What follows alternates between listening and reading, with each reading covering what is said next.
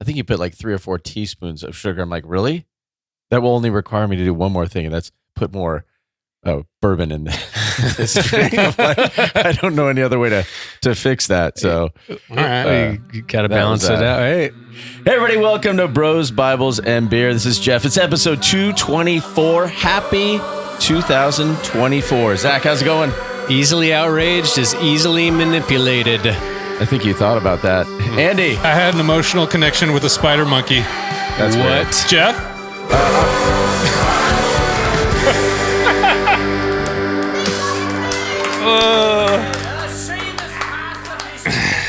Good evening, boys. What would you have said, Jeff? Yeah. If you had time. I am happy to be back You're at fantastic? work. No, I'm happy to be back at work. I actually had something new to say besides fantastic.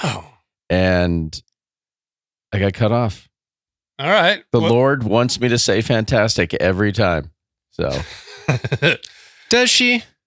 All right. Here we go. What are we drinking? I'm starting off with coconut water because dry January. It's a picture of us. I'm trying to do that. Yeah. So coconut water brought to you by Kirkland.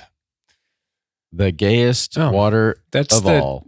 From the tropical paradise of Cascodia. Washington Yeah, State. Coconuts from Washington State. Yes. But I'm trying to pull off dry January. And I'm succeeding so far. Well, I mean, since I got back in the United States. Yeah. Okay, so it wasn't then. You were on vacation and you weren't dry. No. But it doesn't count because vacation. Yeah, once it's only in the contiguous states. 50 states. Yeah, 50 states. That's not the territories. everyone knows that's how that works. I think that's in the Alcoholics Bible. Yeah, pretty sure. But yes, and that's and I did have an emotional connection with a spider monkey. That was real. Can we talk about that later? We can talk about that a little bit. Yeah. I am drinking, as I have for many, many days in a row, some whiskey. The wettest of Januaries. All right. The twins are back. I've got an old fashioned, and I was making the drink, and we got some folks down below, some younger folks, and they're like, "So what's in that?" I'm like, "This and this and this," and they're like, "Wait, you're only supposed to put 1 teaspoon in?" And I'm like, "Yeah." They're like, "That was like 3 or 4 teaspoons." So later on, I'll have to add 2 more parts of whiskey to this. My name's Jeff. I teach math. But we're not alone. Oh, sorry. What are you drinking? Oh, it's okay. It was a birthday gift. My birthday is right before New Year's Eve day, New Year's Eve, as it were. And a friend of mine named Andy got me some Basil Hayden. And I barely touched it. I had a little bit on New Year's Eve and got a bit of a cold the first week of the year. And so I've been actually dry up until now. So I'm going to have a little bit, and I'm planning on continuing this give your body a break mode throughout January. But this is the first time we're switching cameras and doing fancy things with the help of a producer friend of ours. Oh, we've got him in the house. The nastiest of producers. What up, what up? Nasty Nate. Nasty Nate. Thanks for helping us out. Thanks for having me. Yeah. We're moving up in the world when we got Nate. So we've got Nate on the Baby. 1s and 2s helping switch cameras, and he's basically running the show for us tonight. And man, we're glad you're here. What are you drinking, Nate, by the way? You've got a little something. Just Alpine Beer Company beer. It's called the Duet Oh, yeah, just IPA. do it. Yep. Nice. Doing it by myself. Well, that was a good promo. Future sponsor. All right, cheers, everybody. Cheers, gentlemen. Happy Clink. 2024. Happy 2024. Mm-hmm. All right. Isn't that weird that this is episode 224 and the first one that we've done in 2024? Who set that up? What does it mean?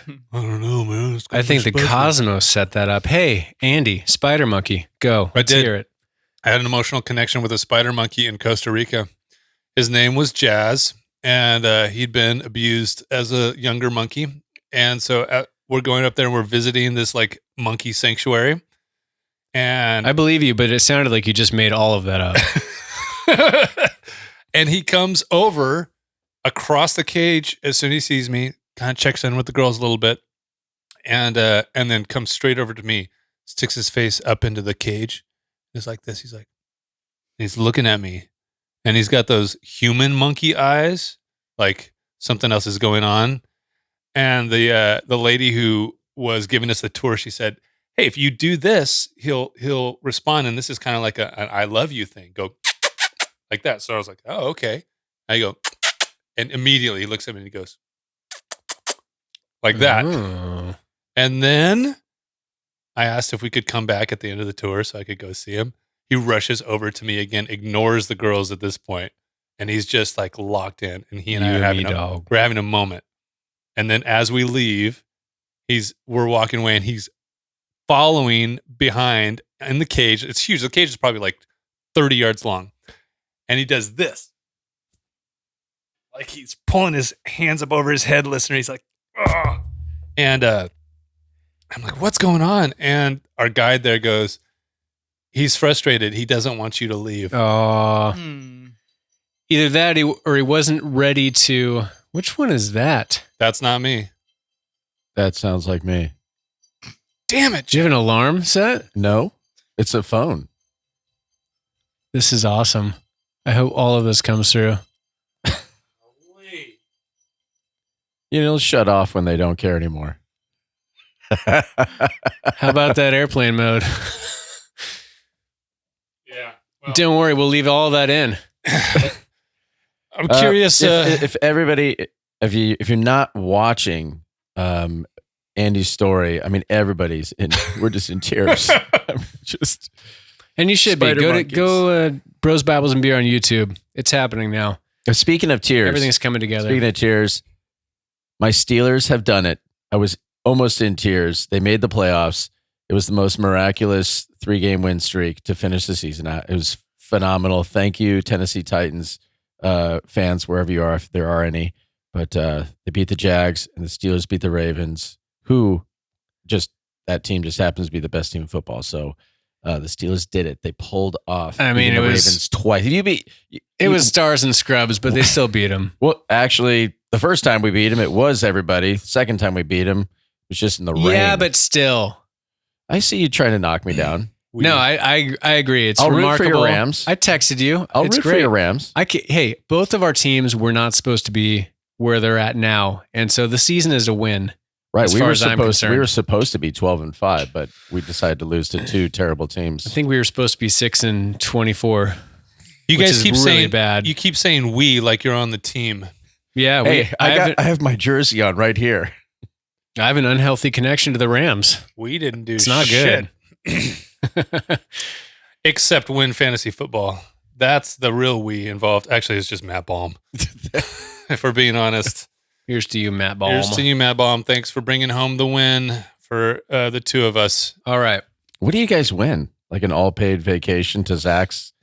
It's Fridge. more of a We win cash if you pay up. a Laurel I and a pay up Hardy. every year. Who hasn't paid up? Let's call them out right now. I Me? think we should Me move and- on. All right.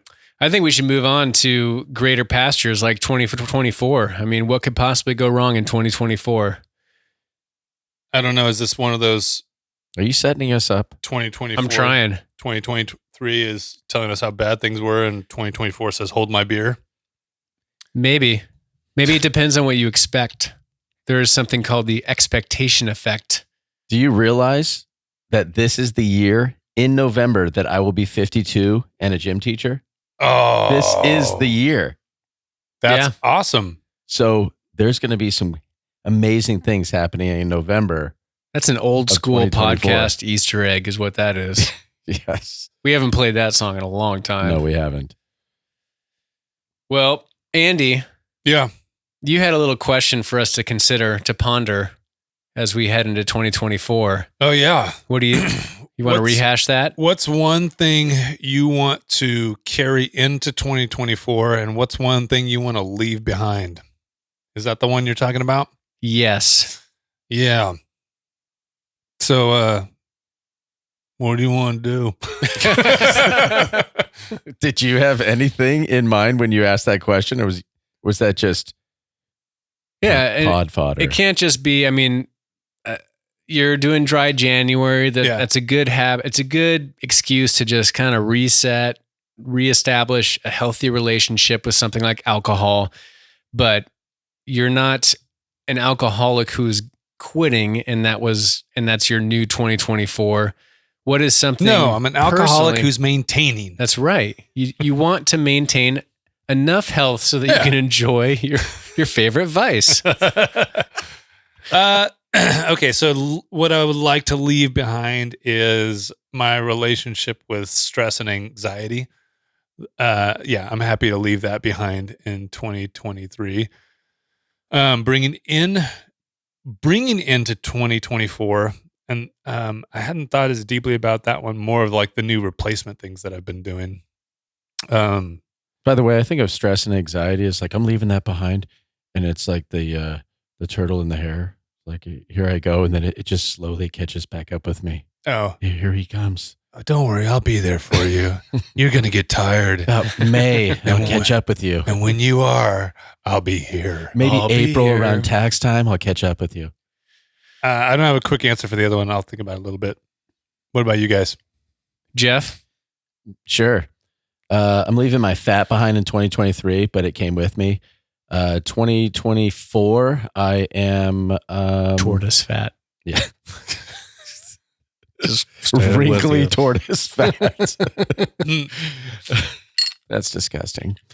So is this something that we're bringing into 2024 or something that we're like, I'm focused on this in 2024? Yes, and. Okay. Yeah, because answer it however you want to. I have found recently, it's something I've always desired, but I don't know why I've been always tense about it, but it's touching my wife and holding my wife a lot and hugging my wife and not letting go. And I started to do this a little bit in December, and I felt much, and this isn't a sexual thing, it's just a physical touch thing. Sorry. Well, that happened. And we don't want to hear about it.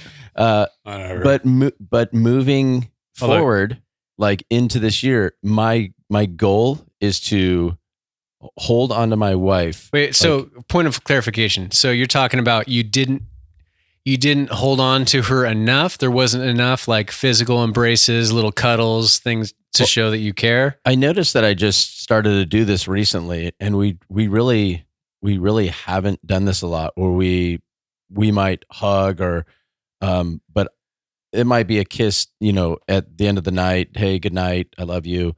But I have intentionally, since realizing, man, I feel like my bucket's full a whole lot more when I've done this, and I feel better. I didn't know it until I kind of reflected back on, what has changed. Then I realized we were kind of hanging out a little bit more, talking a little bit more, me being on vacation for 3 weeks. Obviously that lend itself to more interaction, just sitting out on the outside and having a cup of coffee once a week. I mean, things changed a whole lot, and I'm like, I really like this. So because you were holding on, or because of touch? Like just I don't know what it is. Just it's almost like when a newborn baby is on their mother, like they need that. Almost like as a husband and wife, it's like, okay, some battery got filled in my soul. Yeah, it's like you're old enough to where Benjamin Button syndrome is taking place, and so as an old baby, you're needing more of that touch. I have the F word wants to come out, but it's going to hold back. Set it I'm going to free. leave that in 2023. Set it free. It'll be back in April or May. So this is good though. No, that's sorry. I wonder if anyone's ever cussed into the new year, like the ball's counting down. 3, 2, 4. Probably plenty of people with election anxiety. It just as soon as 2023 was the last good thing we're going to experience, because we got the election coming up, and for some people it's full on Armageddon. But anyways, touching. That's good. I'm taking touching into 24. Nate, do you like touch? You ever touch Tanya for the record? Jeez.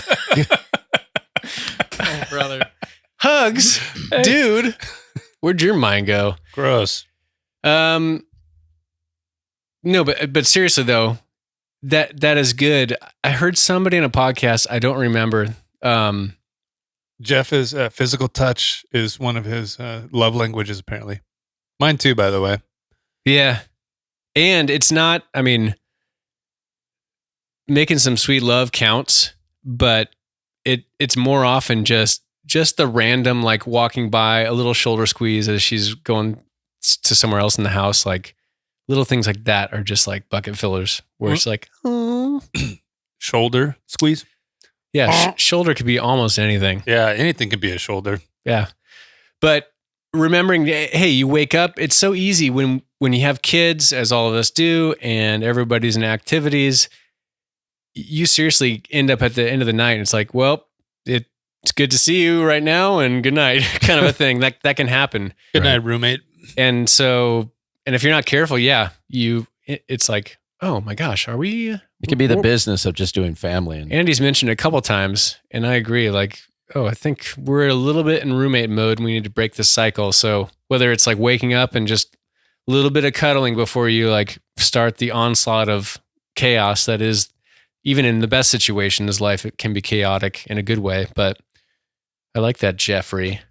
and Zach, Jokes aside. yeah, what do you think? Yeah, you're forgiven. That's the F word you were looking for. Yeah, what are you leaving? What are you leaving behind?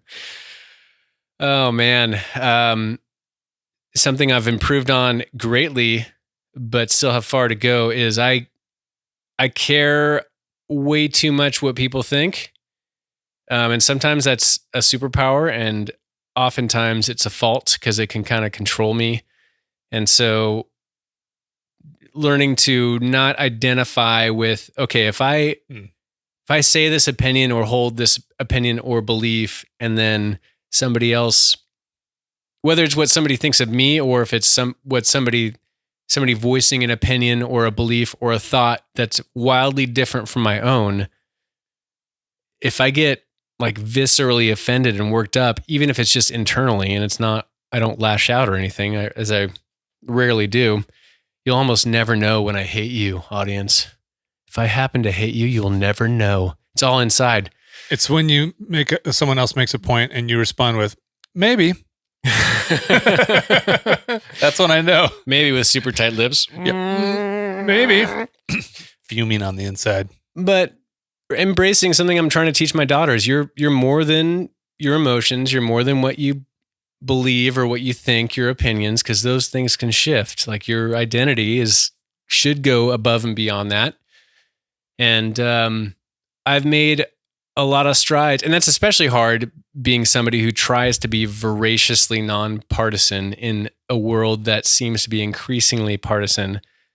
Trying to find moments to speak to all different sides and understand all different sides. It can be a real challenge. And so I know when I've become upset by somebody else's opinion that has nothing to do with me, like, okay, they're treading on sacred ground. What's up with that? I need to address that internally and think about that. Like, so unplugging myself from what other people think and detaching myself from my opinions. So it's like, hey, new information, maybe it's good. Let me test it. And maybe I can adopt that new information. So I think it's what most people should be doing, but that's me projecting on most people now. And so I'll just apply it to me. All right. That's a good one. And bringing anything in, I have my new one, by the way. That's like, I feel like that's one side of the same coin. Like I really want to continue to work on that and what's on the other side of the coin? Model that. Well, the one side is the vain side. Wait, one side? You said it's one side of the same coin?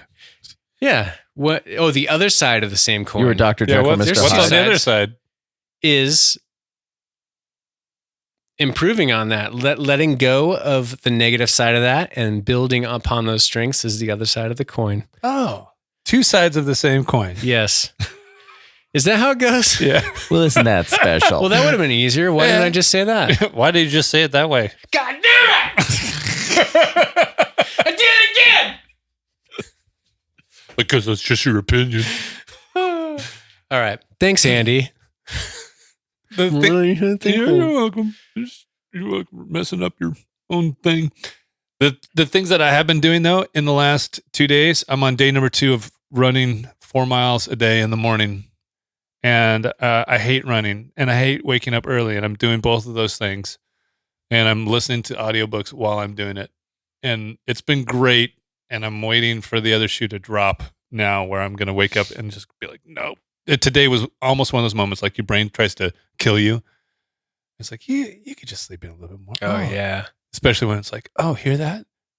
Someone's awake downstairs. The heater just went on. Oh, it's warm in here now. You want to stay with me? You could just sink in deeper into your bed.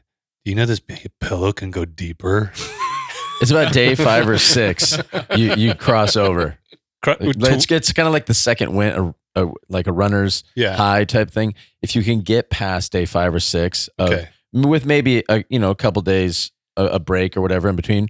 But if you actually take I decided I'm going to take that day as a break, and then I'll be back at it. If you actually get back at it and go 2 more days, you're then I'm locked in. You're literally off and running. So, and I have the same deal. It'll be a habit to piggyback on that. Just knowing, I know when I'm done with this run, I will be glad I did it. So quit being an idiot and just go do it. And my body, as soon as I start running, it's like, oh, you feel, if your ankle, you felt a little twinge right there. You don't want to do, you should probably rest. You can do this tomorrow. Don't push it too much. Yeah. Oh, that was your knee. You felt your knee? Oh, you're in your 40s now. I will say this. My arch is sore.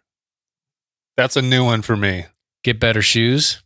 Probably. Are you running on like the Kirkland coconut water shoes? No, I just have rainbow sandals. What's wrong with that?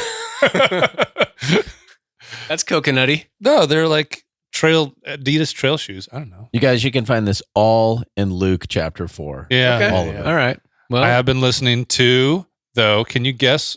I've been listening to, no, you can't guess. It doesn't matter. John Eldridge. Hey, I know. I did not. You didn't see that coming. You didn't see that coming. I mean, it would have been it would have been bad pod. I know. If you would have had me guess, because no. Honorable mention. Wow. Yeah. Now, how did he saunter back into your life? Like Conor McGregor going into the octagon. Why did I snag him? Is there a bunch of spider monkeys? I think it was just, it's a full-on fit. All right. It was just some internal monologues I've been having with myself about my own perspective of who I think I am as a man, how I'm perceived as a man. And for some reason it popped in my head, and Spotify has it for free, freaking audiobooks for free now. That was going to be, if the consuming tip is like, if you have Spotify Premium, there's a lot of good audiobooks. Dude, there is. So in one day, I listened through all of Wild at Heart. And it was good. And there's nice. Good reminders in there. I don't agree with everything he says. I don't agree with everything anyone says. But wait, what? Yeah. Even? It's just your opinion, man. Even Joe? And but it was encouraging. There's good reminders in there, and they put an addendum at the end, because he's got one line in there that's very controversial with women, which is that, remind me. It's the one like their men they desire to rescue the beauty. Oh yeah, something to that degree. Is that right, Nate? Am I saying it right? Sounds familiar. And he actually admits at the end, he's like, that language is not exactly what I was trying to go after, and it causes a lot of people to react poorly. And so he updated it, something like basically something to the effect of love your woman well, is the way that he rephrased it, because which was kind of cool that he was able to like recognize, hey, this is coming across weird, and I can see how that would be offensive. Yeah. It could be like, because oftentimes like the rescue the beauties motif and stereotypes is like, oh, just a woman that has no agency, that just needs a man to just take her. Oh, I want you. You're mine now. And that's kind of like the classic fairy tale stuff. Although in all the fairy tales, the woman seems to want it too, but whatever. But I'm with you. I'm glad that that's an interesting update, and it's okay to change with as culture changes, language changes, and Sure. things get updated. That's good on him. Yeah, and I think it was just the core of what he was trying to communicate. He's like, this came across as disjointed from what my intention was, and so updating his language to make have it align more with what his. They had a they had a whole story, many stories around that idea of rescuing the beauty. I don't know why they would have an addendum to that when they were he was fully led, following Jesus, writing that, and then to be like, our Ransom Heart Bible, it's not the Bible, but our Ransom Heart Bible we were led by Jesus to write, needs changing because culture is coming after us. I would assume that's why it was changed, because 7 or 8 years ago they would have never thought of touching it. Right. But would you rather, if you're John Eldredge, would you rather people get tripped up and maintain the thing you wrote originally and defend it vigorously, and then enough people get tripped up by that they miss the overall theme of the message? Or would you rather make it more applicable to a broader audience, yet keep the same general overarching message? I think it's a good conversation for it to be there and just sit as it is, and then have a conversation with people. If people are firing back, it's like, okay, you read the book. I'm sorry you don't see it, but if you'd like to come to one of our man camps in Colorado, you can maybe break down a whole lot of what was said in the book and find out a little bit more and dig a little deeper in person. But that's today's culture. It's completely different. We just throw rocks. No, I think the point that he's trying to make though is that I could see. I know what he's doing. Women. It is a little demeaning. Women can do things now, Jeff. Yeah. Women can do things. But it's not from the woman's perspective. It's from the man's perspective that he's rescuing the beauty. That's in his heart. He wants to go and be with a woman. And can you see how a lot of women would not want to be objectified that way? It has nothing to do with women. It does if a man's treating them that way. You're weak and helpless. Let me come rescue you. But that's from an unhealthy perspective. And that's what was coming. Yeah, that's the language was promoting that unhealthy perspective. On its surface, his heart. His heart goes deeper than that.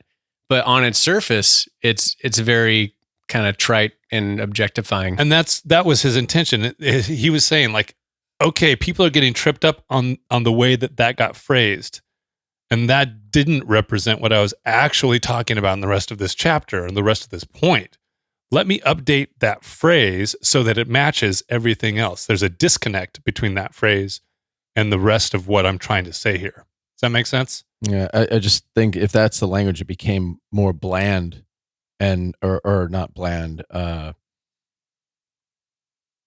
Rescue the beauty, and what you stated, he changed the language to. I can't remember exactly what the word was. What it was. It felt less meaningful, or from a perspective. But then I've been to his camps. I've had great conversations around that idea and even spoke to it. So I mean,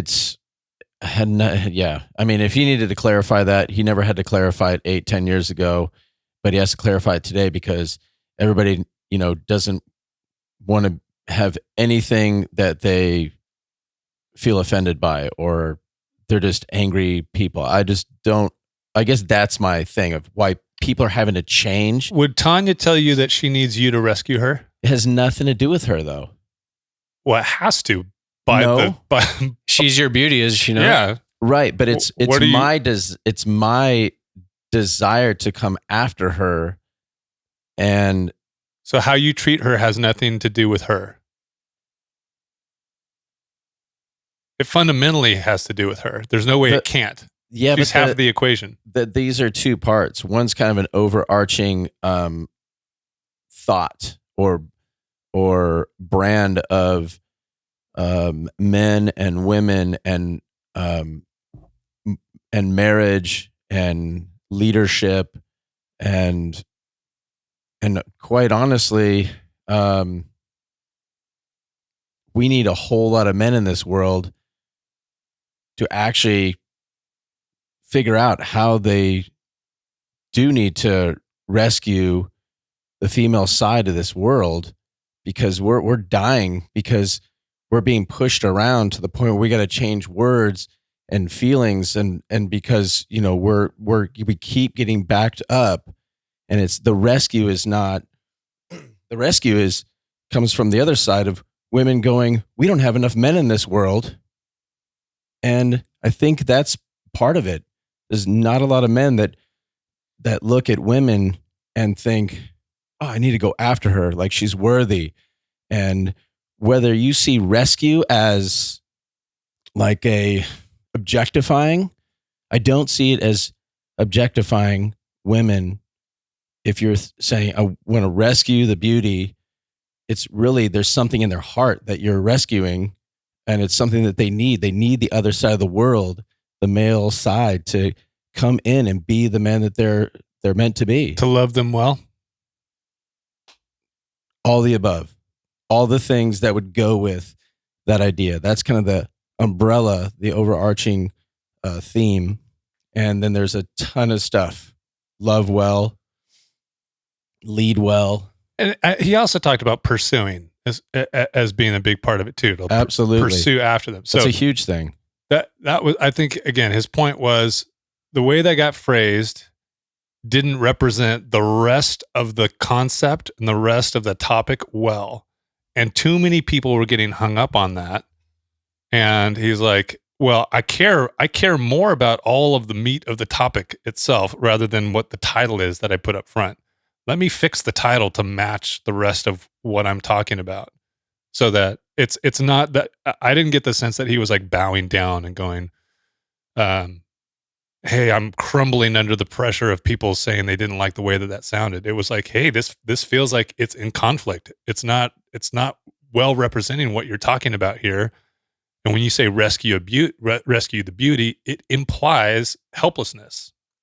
Yeah, and there is I know you don't swim in these circles, Jeff, but there is a large swath of young men that feel aimless and need a father figure type, and then they go to manosphere leaders like Andrew Tate and others that are basically doing a version of like, no, you go get that girl, you crush that kind of there's like the unhealthy version of rescuing the beauty can be confused with like, man up, be a man, go get the girl, and that which results in all kinds of bullshittery and cluster fuckery, if I could say. And I did, so I will, and I might again. I don't know. It's early in 2024. We'll allow it, but it's we'll also edit it out. I think even me, like I've hearing you talk, Jeff, it's obvious, like it's touching on something. You're emotional, and this isn't a dig. This is like it's touching on something for you that is meaningful and runs because deep. I'm personally connected there. I Right. mean, that the story, also my family, and also going to that camp. I mean, Right. my life was altered Yeah. at Ransom Heart. So I'm there's definitely something I'm throwing down that you're Yeah. picking up. Well, you go take it up with John Eldridge now that you hate him. I don't hate him. You hate him so hard, Jeff. He'll ride away on his They've done motorcycle. something fantastic there. He'll ride away on his motorcycle and then fake a crash, and then you can go and help him.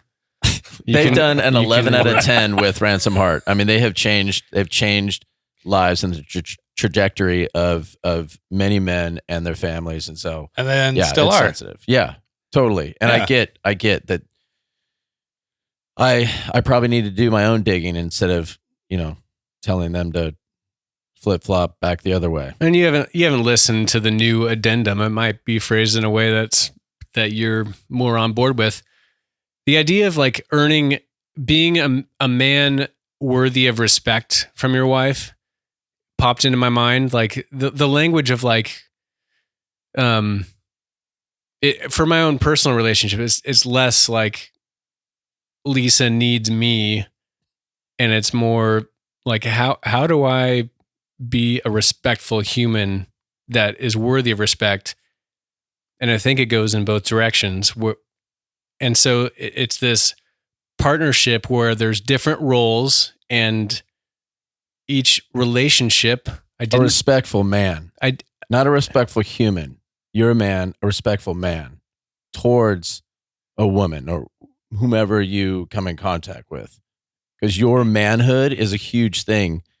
Yeah, it is. It's fucking called humanity, guys. Come on. I mean, I'm fine with that because I happen to be a man. I mean, I'm sure your wife enjoys that you are the man you are. Oh yeah. She wouldn't want you. Oh, you're such a great human. I'm so glad to be sleeping and be married with a human.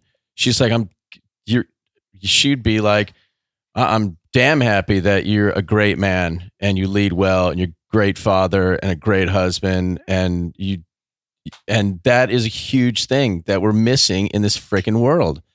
And so I don't like to hear things being dumbed down and people pushing other people around who are trying to like get men back on the freaking path to being men. And right, but the old, so 20, 30 years ago, a version of that we would now look back on as being unhealthy would be somebody reacting to like, women can work now.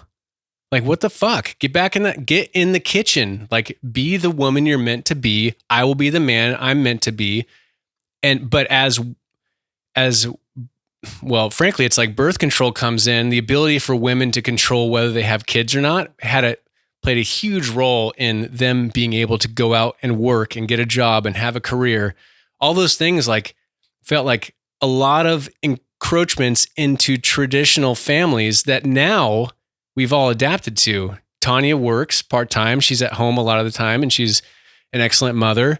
Like, you guys are pretty traditional in that way, but she also works in her own way. And it's like, a lot of the things that are now accepted as fine, your wife can go out and get a job and you can have a family and you juggle things around, you make it work. It's very untraditional compared to 30 years ago, 40 years ago, 50 years ago, in a way that our grandparents and great grandparents would have thought like, oh my God, society is collapsing because you got the progressives won. So I think there is a version of pushing back against progress that in 15 years, it's going to fade away and we're going to be used to the new normal and still be respectful humans, respectful men, respectful women, and earning the respect of each other in a healthy relationship in just a way that might be a little bit different than. I guess what's I'm getting hung up on is none of the rest of his content changed. He changed the title, but that seems to bother. So that was a lot because it's just a section. Because the Rescue the Beauty is like it's not the front page. It's like a section within their like 4 or 5 book. Like within that book, there's like 4 or 5 sections in there, and Rescue the Beauty is one of them. Yeah.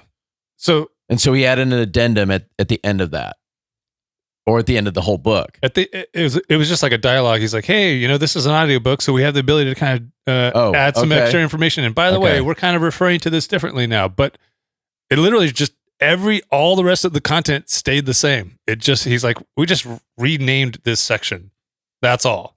So if you care, and I'm assuming you care more deeply about the content of the section rather than the title. And so if the content is still doing the things that you care about, because that's where the lessons are happening, that's where the insights are coming from, then I don't think there's that much to be worried about. I mean, he's just looking at it going like, well, this wasn't communicating the way that I wanted it to communicate. And so I want to be a good communicator. Let me modify this title. I mean, This could go round and round. All right. All right. Okay. Well, I do If Scott was recognize. there, it would. I do recognize that. R.I.P. Now that you mention it, I am gonna contact him and just find out like what was the thought process for doing that. I'm curious. You could just listen to the end if you have Spotify. Contact Eldridge, not Scott. Yeah. Yeah. Scott. Scott's dead to us. I'm just kidding. Ghosts all of us. Once we figure out incorporating video into our own video and then all the moving videos around, we can have remote guests, and it would be fun to touch base with Scott and get into an old-fashioned throwdown from wherever the hell he is. I don't know where he is. You go. He's like, nope, you're wrong, Zach. Nope. But there is a lot of gender. There's just gender identity stuff in the air, and there's like a lot of culture war around that. And I think that's what you're feeling, Jeff, is it not? And that's where we need to like focus on the get back to the basics, kind of like being in the environment that I'm in.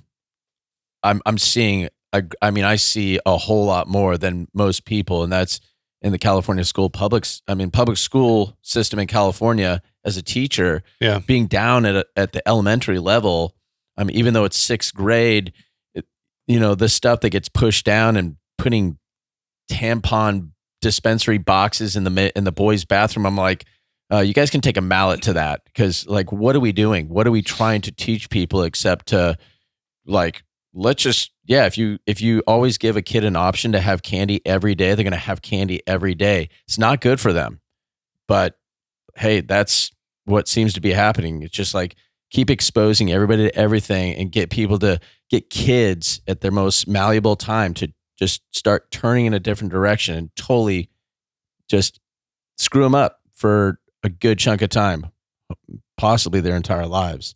So the gender thing, I've got a problem. Occasional tampon good, box of tampons bad. Yeah, just don't continue your candy metaphor. just don't have a tampon every day. Mr. Pearson, what's a tampon? Yeah. Yeah. Okay. All right. Well, I have what's the segue there? There is none. Well, I got a tampon right here. You mean this? As a Google employee, all home offices are required to supply. Actually, my local office does not have them, but when I travel up north, there's feminine products in the gentlemen's facilities. Yeah, I don't know. I wouldn't say I'm okay with that, but it's like I don't know. I've never seen them used. It's one of those things where it's like is it worth the bandwidth for me to try to fix this? No. In culture. Okay. I have a feeling it's going to fix itself. On a side note, they put nothing in the dispensary boxes. So it's no weed or anything? Dispensary, it sounds weird.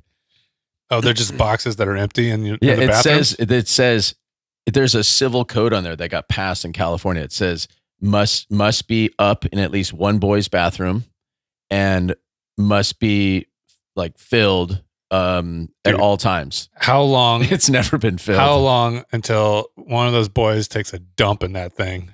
Well, I'll fill this up right now. The problem is it's affixed up on the wall where you can't really get. Oh, they'll get there. Spider monkeys, man. I'm telling you. Oh man. So I have this We really started off sideways in 2024. In 2023, I learned hundreds of useful concepts. You're reading now. Said someone who is not me. Here are 20 of the best to equip you for 2024. And now we won't necessarily go through all 20, but they're short and they are interesting. And I think they have application for spiritual life, practical life, all of the lives. But this is from on X at G_S_Bogle, which is spelled BHOGAL.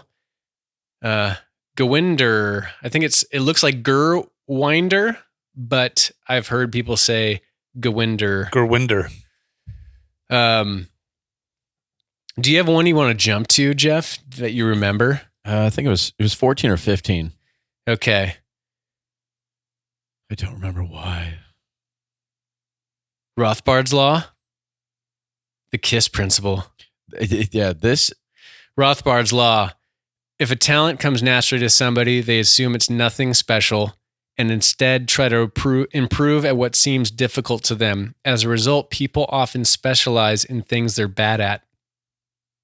Oh, yeah. And this is compounded by the process that they used to try to like train people a lot to work on your weaknesses. Like, hey, let's bring your weaknesses back up rather than be like, you know what, just like kind of keep them not that bad, but focus on improving your strengths. That would be the right way to do it. Just coming from an elementary perspective, this is just one thing I thought off the top of my head right now, and that is we got kids who are fantastic mathematicians and friggin' hate reading. Yeah. But they're great mathematicians. It's like, we need to bring them. I'm like, why don't we get them to excel at what they're good at? And they could change the world, and they do a little bit of reading and math anyway. But same thing happens in church. Like, I know I can be a great singer. It's like, yeah, you should not be on stage. What would you like to order, Billy? I don't know, but it costs $4.49. I don't know. That's the kid who's good at math, but not at reading. Zach? I'm going to go to number 2 on his list, which is Moravec's paradox. I don't know where these names come from, but Dungeons and Dragons. This is for Andy because you work in tech and technically have a white collar job. The widest. What's easy for humans is hard for AI and vice versa. For instance, differential calculus requires far less computing than merely climbing steps. Thus, AI will likely replace most white-collar experts before it replaces most blue-collar laborers. Yeah, that's that South Park episode that came out, the Panderverse. I have not watched that yet. It just came out, didn't it? It came, like well, within it came the out week? at the end of 2023. Oh, then I must with have seen Kathleen Turner, the Disney lady. Oh, I haven't. The basic concept is that none of humanity knows how to fix anything anymore. They have no ability. They're just like, oh, call the handyman. And what ends up happening is the handyman job now becomes the like highest paying, highest level, highest achieving job in the world. And everybody's just like, hey, please, can you come help me fix it? And they're like flying in on their jets and they're all covered in like, here's Plumber Rick. Yeah, gold chains and stuff. He's like, sorry, man, I can't get to you. Maybe I come by there next week, but I'm pretty busy. I'm booked up. And yeah, the idea is that they can't do anything for themselves. So is that Paramount? Nate's company is set up for success. Is it Paramount? They bought. Bought South. There was a Paramount that plays South Park. It was on HBO Max. Oh, really? I think so. Okay, Panderverse. All right, I'm watching it when I get home. It's funny. All right, number 1 on this list is the licensing effect. Believing you're good can make you behave bad. Those who consider themselves virtuous worry less about their own behavior, making them more susceptible to ethical lapses. A big cause of immorality is self-righteous morality. I'm looking at you, Nazis. That's the best example. Like, Hitler was the hero in his own story. Hitler, barely even know her. No one says that, do they? That's not a thing, right? I think they just did. Have you heard anyone say that? Am I the first person to say that in 2024? You might be. Yeah. You get credit. Might be the only one too. But and just put it in the context of the church. And when church abuse happens, it often does the most damage because you've got the weight of eternity. Often a spiritual leader, somebody with spiritual power and physical power very often over other people. And when that goes bad and they abuse that power, we have an amazing ability to lie to ourselves, to tell ourselves we're doing what's right. And this one is haunting to me because who doesn't think they're doing the right thing? Who doesn't think their opinion is not correct or is correct? Everyone thinks their opinion is correct. They can't all be correct. Yeah. And I don't think humans naturally feel comfortable with cognitive dissonance. So anything that is in conflict, if they do believe at their core that they're doing the right thing, that they're good at this, any additional information that might contradict that it has to get dismissed. It can't coexist because now it introduces the idea, maybe I'm not a good person. Well, I can't deal with that. That won't stand. So it's easier for me to dismiss these other things, this new information, and just try to live continuing down the path, because goodness knows, how would I deal with the fact that maybe I'm not the good person I thought I was? But I think the best example of this, politicians who get into it for all the great reasons and want to change things. And they get in there and like, I want to do this and this and this. And then that X, Y, and Z also comes with the only way I get X, Y, and Z is if I allow that and that. And that's horrible. But if I do, and then they believe their own bullshit. Like they focus on the greater picture, like what they're going for. And they're like, I am a good person. And there's half the population is like, you're a horrible person for doing that. And you shouldn't be a politician anymore. And then at some point it's like, well, I just got to keep going forward because now I'm a politician, or I quit. I can't quit because my ego can't take that. And, it's like a good person. Plus, I keep getting all these insider trading tips, so can't let those things go to waste. That's why I want to be a politician. No, man, because then you would know about NVIDIA before it happened. I could be wrong. I just read the headline, and that's never a good idea to start talking about something with authority after you just do that. But boy eats dog. It was a spider monkey, actually. What? Not that one though. Oh. Chad's fine. Or what was his name? Chad. Oh, they give human names to animals. I love it when that happens. I actually had that happen when I was going to Concordia. Boy eats dog. Literally. What? Whoa. Happened. No, I was living with foreign exchange students at Concordia in Irvine, and it's making sense. What are you guys eating? And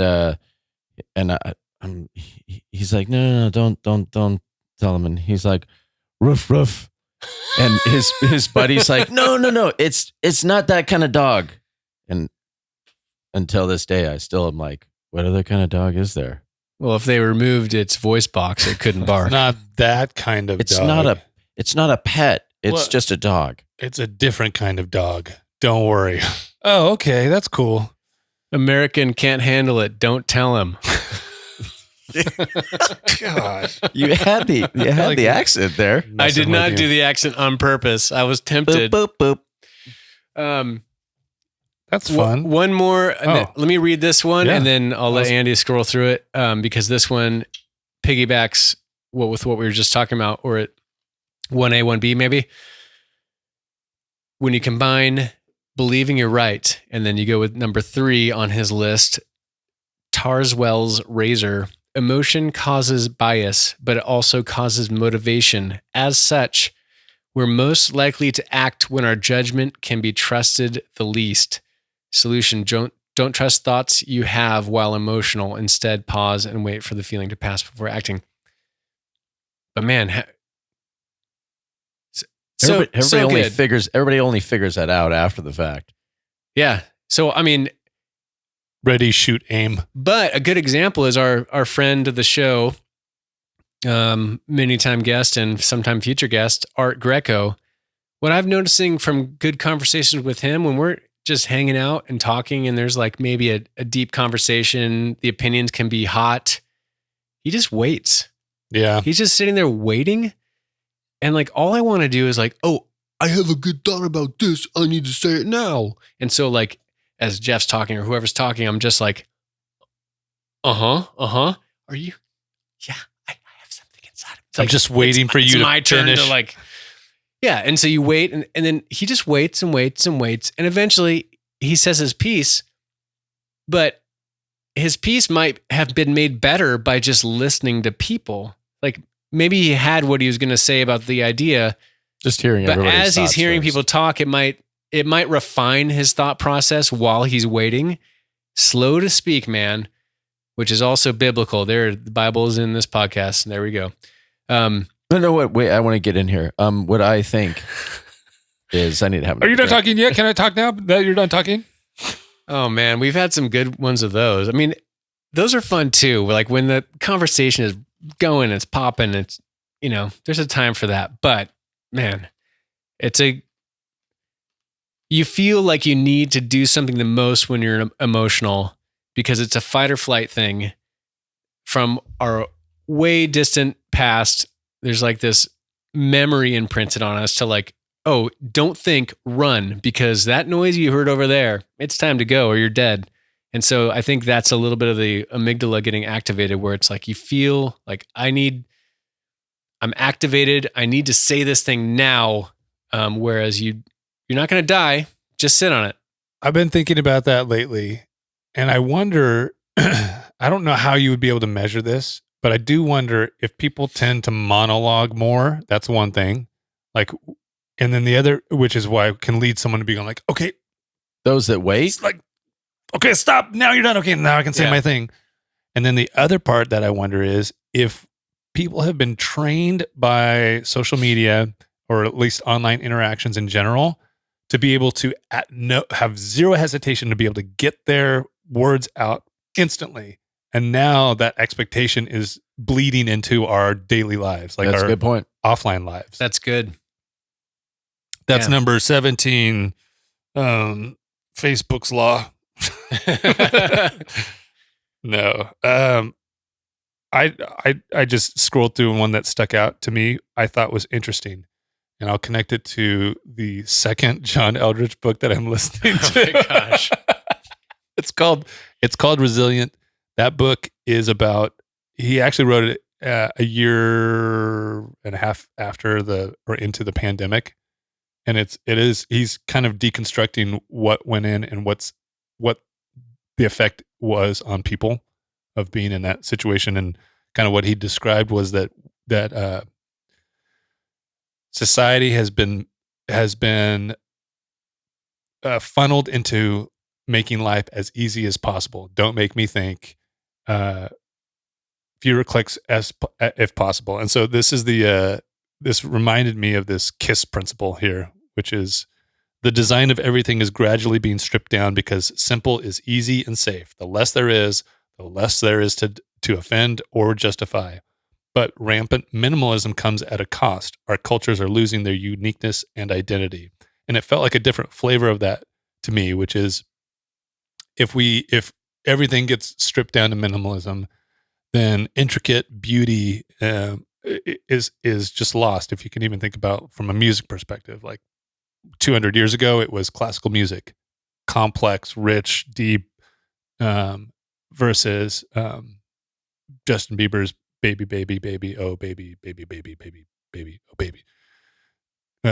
Copy and repeat. But this is a version of that as well, that we lose the beauty and the complexity.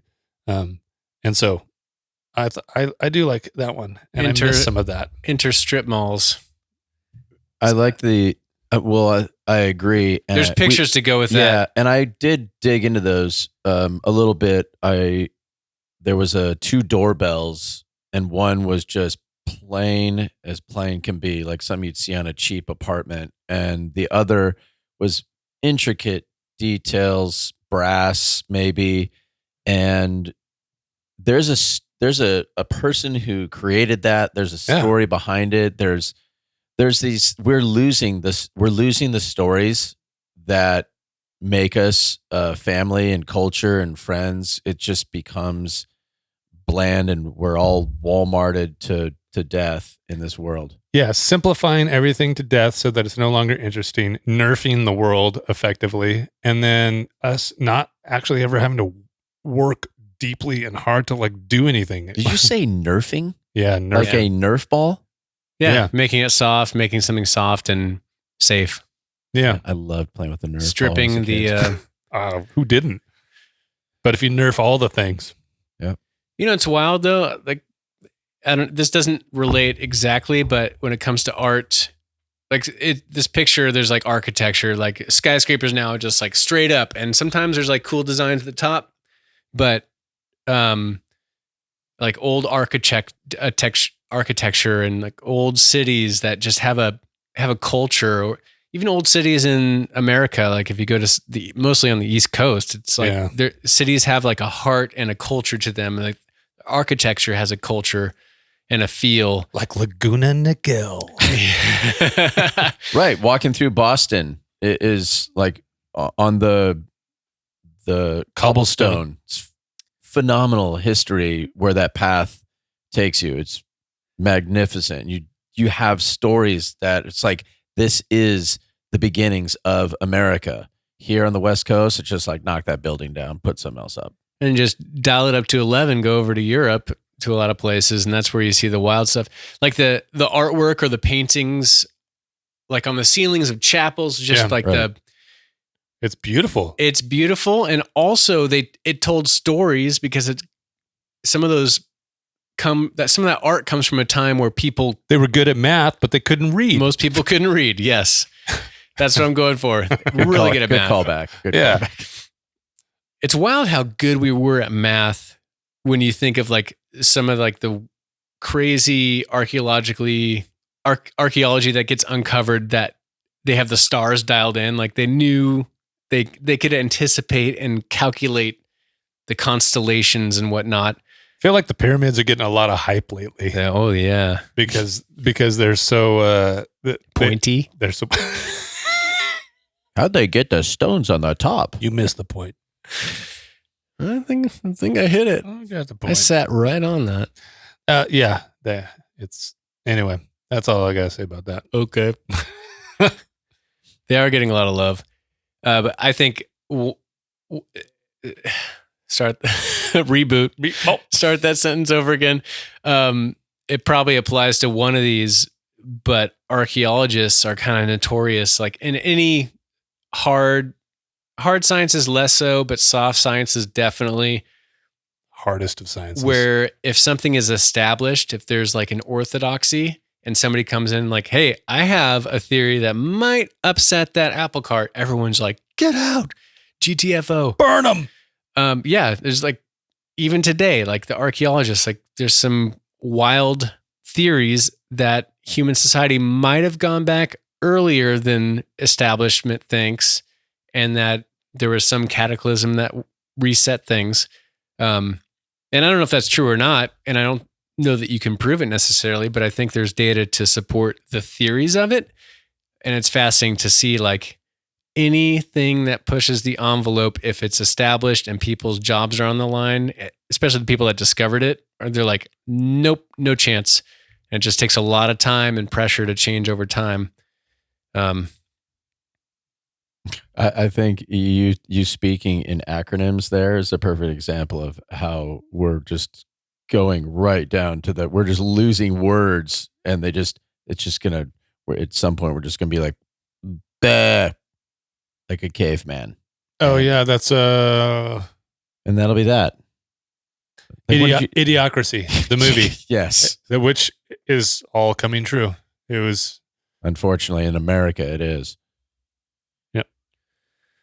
By the way, I learned what Riz means and where it came from. Have you heard your kids use the word Riz? My classroom is full of Do you got Riz? the Riz. My kids didn't, but I used it once on them, and you could hear their eyes rolling. You could smell the throw up in the back of their throats. Yes. Do you know what it's from? I don't know the etymology of it. No. Charisma. Yeah. It's the Riz from Charisma. Nate, did you know that? No. Did not. Educational now. Now you've learned And something. Nate, you're a little younger than us, But you got that Riz. A little bit. but Thank you. Even you didn't know. Yeah. Even Nate didn't know. Yeah. No. I knew from listening to a Not hip. podcast, and I decided to drop it on my kids. And that's, I thought you were going to say it came like it started somewhere else, but I knew it was related to charisma. But yeah. Oh yeah, sure you knew. Yeah. Well, I used it because I knew, and my daughters hated that I used it. So, Why didn't you answer that you knew? well, I wasn't sure what you were asking. Oh, etymology. We'll rewind it and show how. I was thinking, where did it start? Like, who was the first? I was thinking you were going to say a person. Monique Johnson. Monique. She was the first, and it was on TikTok. She put a dance to it. That wouldn't surprise me. It's called the Riz. The tickiest of all the talks. Hey, the young So this is about you, Nate. This is the explore exploit trade-off. The young own little. I don't know what you own at Nate, but What a dick. that's my job. The young own little, so have little to lose and are free to experiment and overturn norms. The old, Jeff, own much, so they can't risk experimenting and need stability to safeguard their lives, the lives they've built. A key reason people become more conservative with age, which kind of makes sense. But what if the reason you have the stuff, you're young, you're a risk taker, you're starting businesses, whatever it is, nothing to lose, hungry, and then you want to protect it. You want to protect that gold. You got the ring of power. You got the dragon. You got all that gold, and you just want to sit on it and protect it. Mo money, mo problems, dude. And then if somebody comes to take it, you lose the ability to go get it because you lost the risk taking. Yeah, I said it. I don't know what I just said, but I said it. All right, Jeff. What? I think that there's a training of getting people to stop trying so hard, and they're doing a good job of marketing it. I think the idea of like, own nothing and be happy is like, then we own you. It's like somebody owns everything and it ain't you. And they're telling you, own nothing and be happy. We've got control of it and we can tell you whatever to do and you'll do it. So you're easy to control. So thank you, slave. And then it's like, where's the life in that? Yeah, I realize that idea of like, and then if you're not risking anything, if you're not trying to, go up the ladder of success in your business or whatever it might be, you're going after something, you're creating something. It's like, don't do that. Don't shoot low. Like that seems to be the marketing ploy of the, 20 to 35, shoot low. And then we'll take care of you. And shoot low, and you might want to watch out for your neighbor because they might be a Trump supporter, or you might want to watch out for your neighbor because they're part of the LGBTQ agenda. And so, and you become easily outraged, and then you're easy to manipulate, which brings me back to what I said at the very beginning. And that's what I was getting at, is that if you are easily outraged, you can be controlled and manipulated because you're on to the next thing, and then you're distracted by what really matters and your shared humanity with the people that are around you, even though you share way more in common with people you disagree with politically than you don't, believe it or not.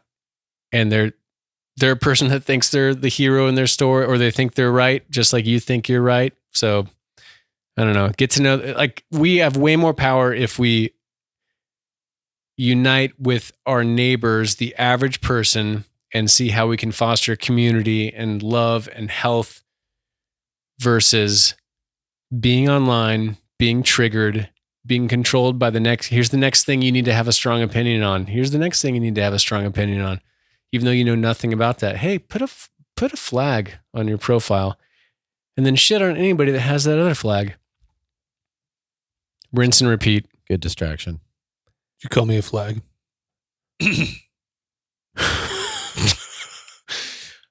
Did I? Maybe I did. No. This is fun. Thanks for sharing this. It reminded me of... You're my favorite flag. Zuby. You know who Zuby is? Yes. He actually put out a similar type of list, but it was just his own observations of what he learned about humanity during the pandemic. And he kind of had his own list of things. I don't know the best way to figure out how to find that, but we can do that in the future. We don't have to. We sure can. I had one more that I wanted to get to. Here. That you don't need me to hold it for you. Bandwidth tax. Being poor is expensive. Easier for him, Andy. Hey guys, being poor is expensive. Expensive to us.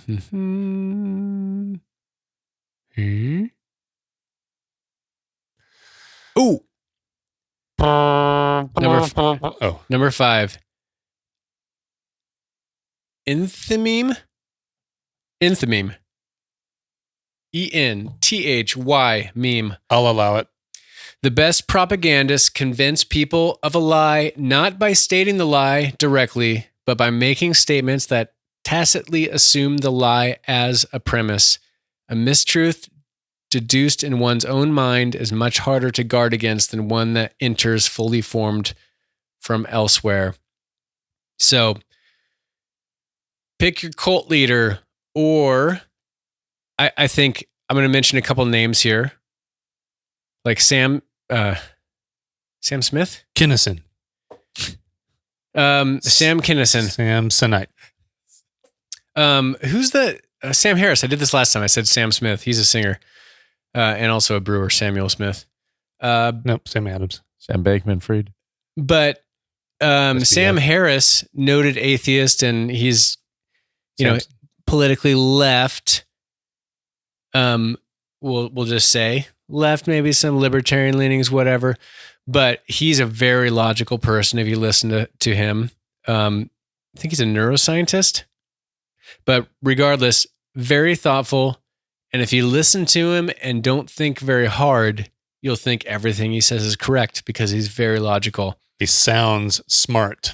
Ben Shapiro does the same thing. Now, I'm not making value judgments on anybody, so don't get triggered. Which is why I bought so much gold. And Sherry's Berries.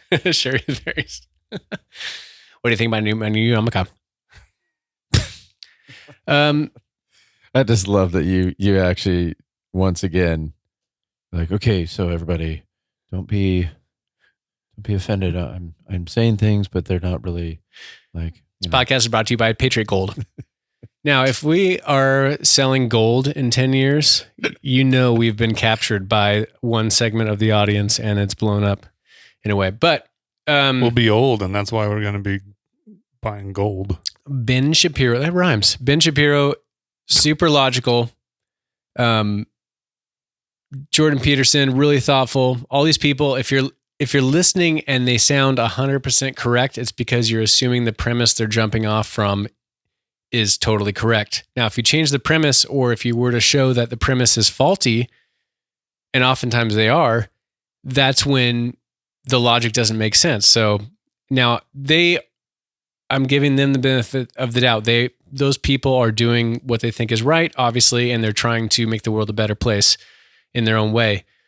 But it's also when people fall victim to cults or religious leaders, it's because of the convince people of a lie, not by stating the lie directly, but by making statements that tacitly assume the lie as a premise.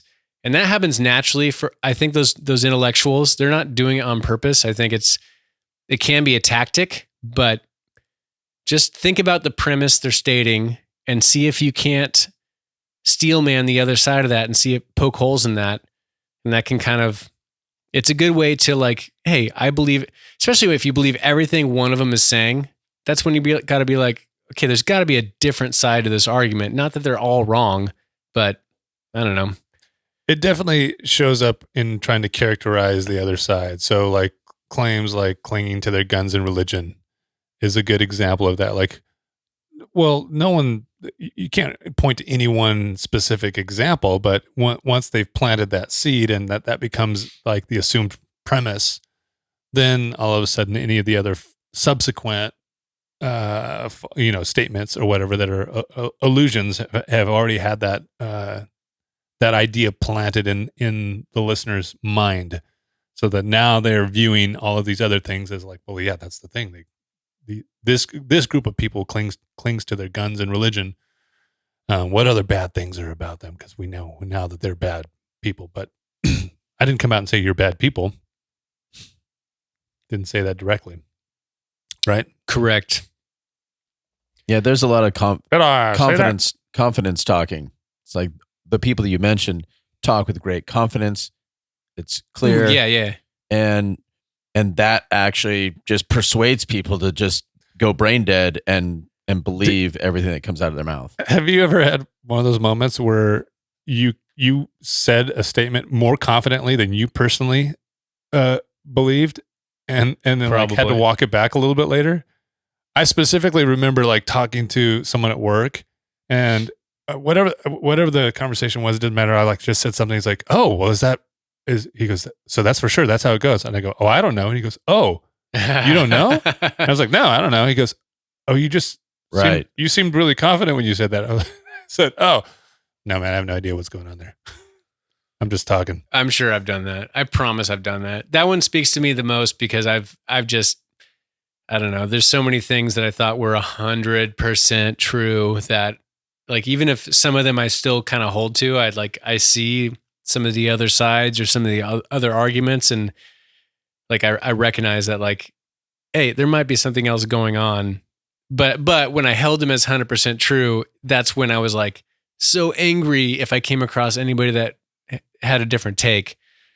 And so that's why that one speaks to me. It's a reminder, like, dude, just open hold the things you believe to be true. Just hold them loosely, you know? Like you're not trying to, you don't want to crush the baby chickies. Just hold the baby chickies, because you might have to let one of those chickies go to get a better chickie that has a better idea about the meaning of life. Well, you have talked about before about holding things in tension, and like that things might change. Maybe, you might drop that belief off because something else replaces it. So Have no convictions. yeah, there you go. Yeah, there's Scott. That's what we need.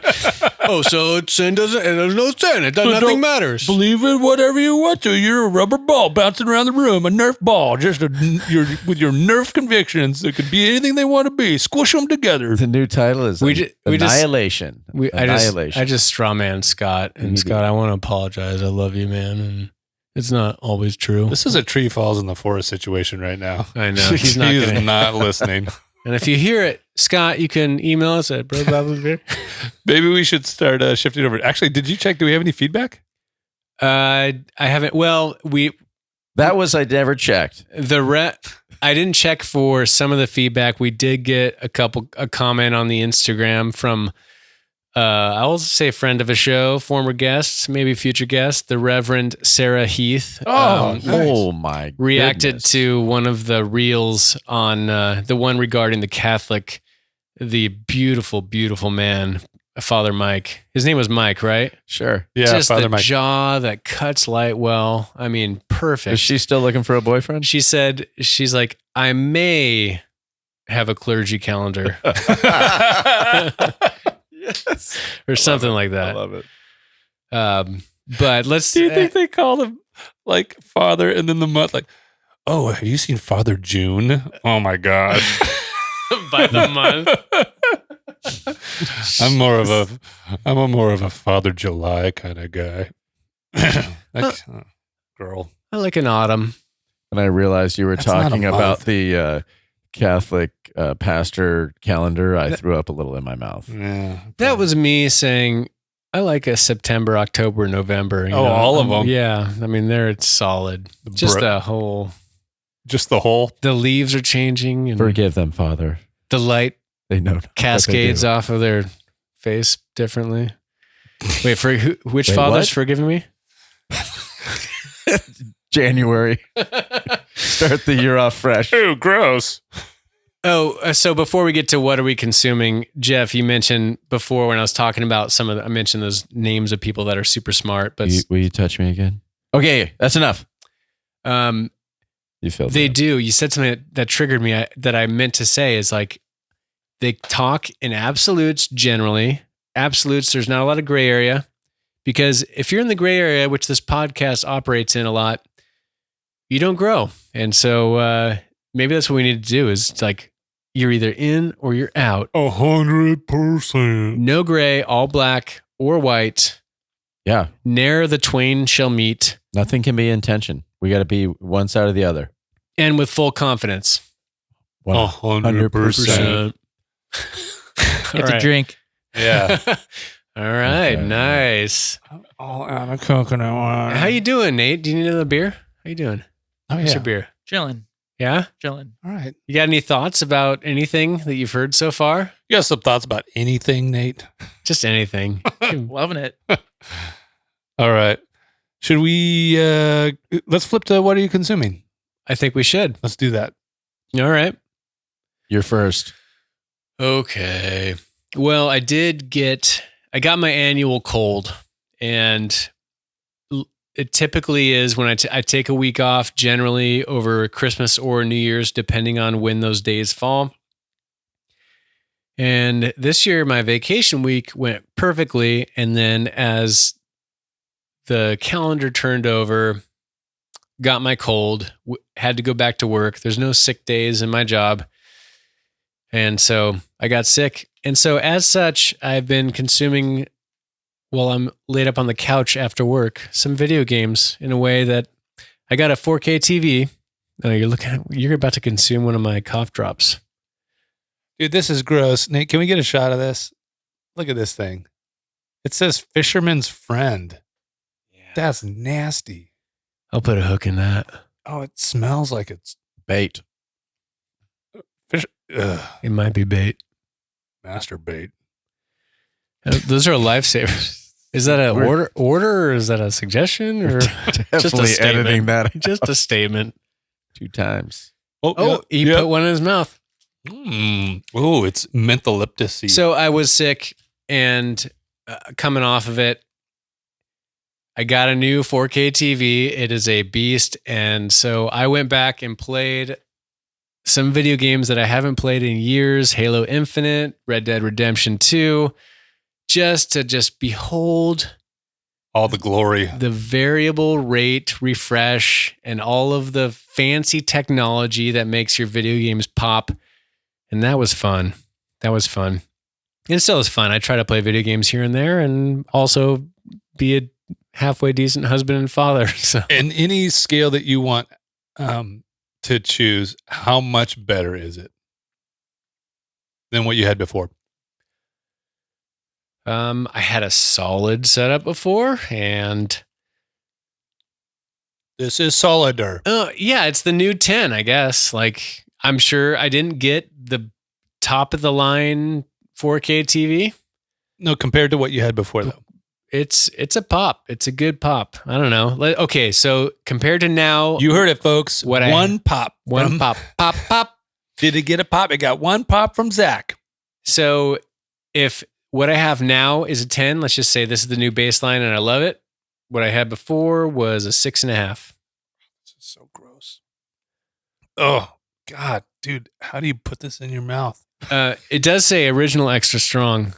Oh. I can show you how I put it in my mouth if you want to watch. Whoa. You're no Father Mike.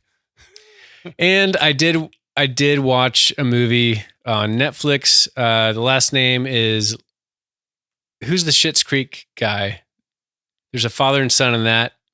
Eugene Levy. And Levy and his son. Is it Daniel? David. Yeah, Daniel. You're right.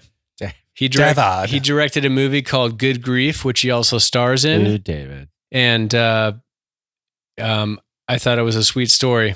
And it might be the gayest movie I've watched. And I'm saying that like literally because it's a story about a guy, he loses, his husband dies. And then as he's grieving, his friends surround him. And it's very sweet. And then as he's learning more about what his kind of the trail of destruction his husband's death leads to, information he didn't know about his husband. And I'll leave it there because there's spoilers. Okay. It was a sweet story, and I don't know, the grief part about it spoke to me, like people coming around somebody to grieve, and it's messy and it's not perfect, and I don't know if it's a great movie, but he's a good actor, man. He acts his ass off, and good director. He directed it too, so it was good. Daniel or Eugene? Daniel, sorry, the son. David from Schitt's Creek. David. On Netflix. Good grief. Jeff? Next. It's been what, 2 or 3 weeks or 2 weeks since we podcast. I've been recreating a lot of ping pong, a lot of playing with my 11-year-old son, whatever sport it is, going to the golf course and consuming time with him. And I'm coming off vacation and just went back to work. And I just had a good time. And as I mentioned at the beginning, like just the idea of be with my wife a little more. So been consuming family time a whole lot more than doom scrolling or listening to podcasts that kind of get your brain going in the wrong direction. So it's been good. That's great. Thanks. I feel like we're on an SNL skit right now. That's Neat. terrific. But you got to bring it down a little bit. Jeff, that's great. Yeah, I really, I'm so glad. I'm so glad the decisions that you've been making, Jeff. well, what did this do to you? You put one of these in your mouth. I'm so happy. Fisherman's friend. I'm so happy. Do you want to go to the docks with me? Will you be my fisherman's do. friend? We could go down there tonight. Guess what we would say? We could stab a sturgeon together. That's what I call it.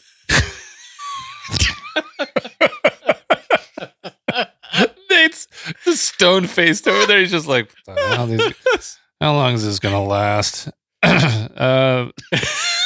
30 minutes too long. Yeah. So I'm reading. I've got 4 books going right now, and one that you shared with me, or that you gifted me, "The Death of Omnipotence and the Birth of Omnipotence," a Henry Nouwen book, and then a couple of those Eldritch ones. The Resilient one, though, Jeff, I messaged you today. I opened Spotify, I saw it, and then I can't remember what happened, but it was there. I could click on it. It was 6 hours and something. Dude, I think you would like it. I'm in the middle of that one right now, and I am making. What's a bummer? It's an Eldridge book, right? Yeah. What's a bummer is in like 10 years he'll change Resilient to like, good, go in that direction as much as you can. Yeah. It's like sorry, Resilient-ish. Stick a sturgeon in it. It's pretty good, and he is kind of deconstructing what resilience looks like in our lives today, and what is having gone through the pandemic.